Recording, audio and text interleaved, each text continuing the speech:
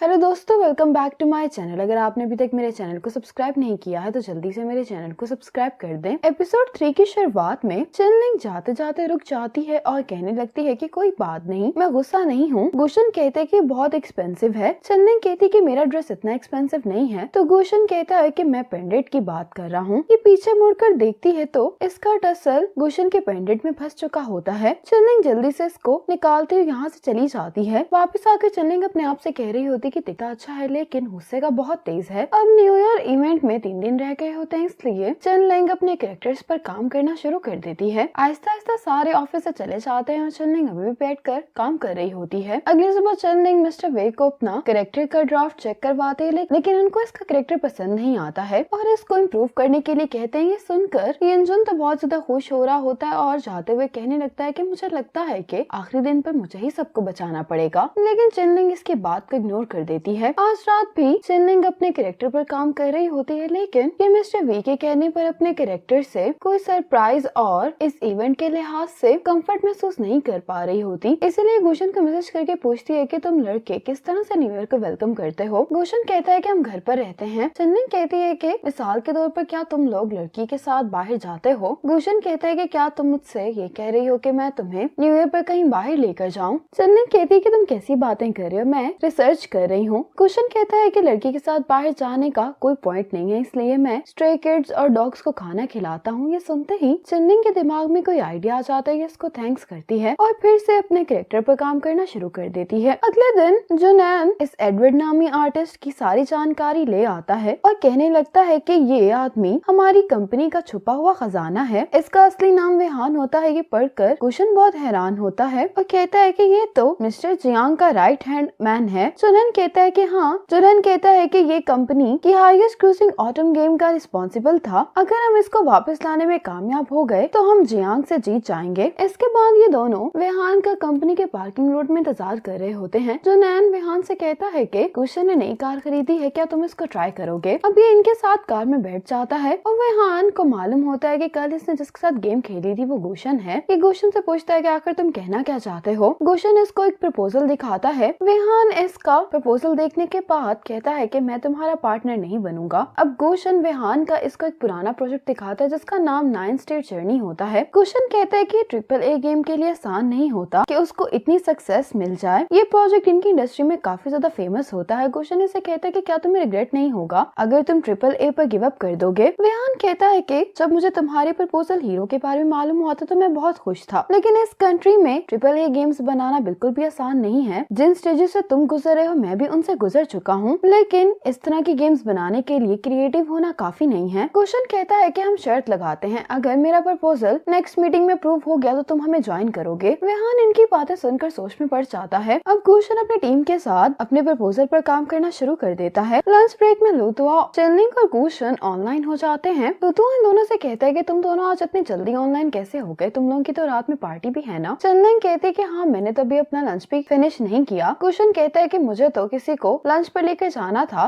लेकिन एक्चुअल में इसने जुनान को तो नए आने वाले मेंबर्स को लंच करवाने के लिए साथ भेज दिया होता है। लुतुआ कहता है कि बचपन से ही ऐसा है। चनलिंग कहती है कि आप इसको तब से जानते हैं जब ये छोटा था। लुतुआ कहता है कि हाँ, क्योंकि हम ऊपर नीचे रहा करते थे और इसकी मॉम रात के डिनर के लिए इसको बुलाती ही रहती थी। चनलिंग कहती है कि क्या पहले इसको किसी लड़की पर क्रश था। गुशन कहता है कि तुम्हें मेरी लव लाइफ के बारे में इतनी परवाह क्यों हो रही है। चनलिंग कहती है कि मुझे कोई इंटरेस्ट नहीं, मैं तो बस ये जानना चाहती हूँ कि क्या तुम्हें किसी पर क्रश रहा है, क्योंकि तुम तो मुझे बहुत एरोगेंट लगे थे। लुतुआ कहता है कि मैं इससे बहुत बड़ा हूँ, इसलिए ये इस तरह की बातें मुझसे तो शेयर नहीं करता। शाओमे भी ऑनलाइन होता है। लुतुआ इससे पूछता है कि क्या तुम्हें इस बारे में कुछ मालूम है, तो शाओमे कहता है कि मैंने कभी भी इसको किसी लड़की के करीब नहीं देखा और ना ही किसी लड़की के बारे में इसको बात करते हुए सुना है। चनलिंग कहती है कि इसको एनिमी कैरेक्टर्स पसंद होंगे। फिर गुशन कहता है कि क्यों ना मैं चला चाहता हूँ ताकि तुम लोग बात कर सको। शाओमे कहता है कि लेकिन आजकल ये एक लड़की के बारे में बहुत बात करता है। चनलिंग बहुत क्यूरियस हो जाती है, पूछने लगती है कि वो कौन है। तो शाओमे कहता है कि वो तुम हो। अपने बारे में सुनकर बहुत हैरान होती है। तो शाओमे कहता है कि गुशन कहते हैं कि इसने कभी भी कोई ऐसी लड़की नहीं देखी जो अकेले ही गेम में इतने सारे लड़कों का मुकाबला कर सके। गुशन का बस नहीं चल रहा होता कि ये शाओमे का मुंह बंद करवा दे। चनलिंग ये कॉम्प्लीमेंट सुनकर ज्यादा खुश दिखाई नहीं दे रही होती है। गुशन अपने चैट रूम के साथ कुछ कर देता है जिसकी वजह से इन सबकी स्क्रीन्स ब्लैक हो जाती हैं। अब ऑफिस में बैठकर चनलिंग अपने कैरेक्टर को देख रही होती है और इसने अपना कैरेक्टर गुशन से इंस्पायर होकर बनाया होता है। अब